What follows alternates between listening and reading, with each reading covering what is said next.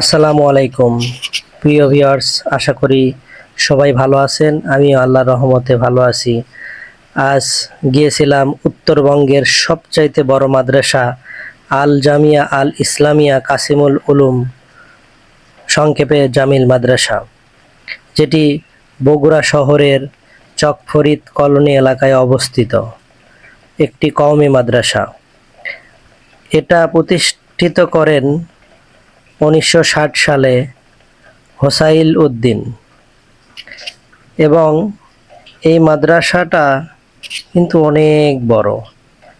মাদ্রাসায় ছাত্র সংখ্যা 2500 প্লাস এবং শিক্ষক আছেন 84 জনেরও বেশি।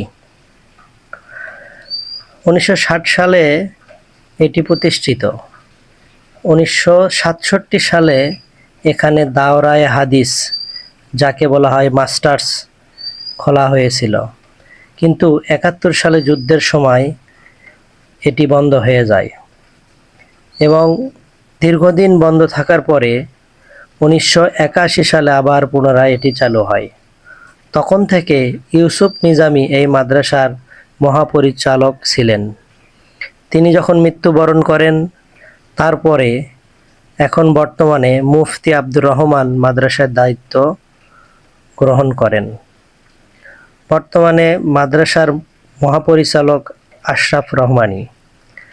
মাদ্রাসাটি এত সুন্দর, পরিষ্কার পরিচ্ছন্ন, নিয়মানুবর্তিতা, যা আপনারা এই শেষের এই ভিডিওটুকু দেখলেই বুঝতে পারবেন যে বাচ্চারা কত সুন্দর করে লাইন ধরে মসজিদ থেকে বের হয়ে যাচ্ছে। আমি নামাজ শেষে ওদের ভিডিওটা করলাম। এই কোরআনের পাখিগুলোকে দেখলেই মনে অনেক শান্তি চলে আসে।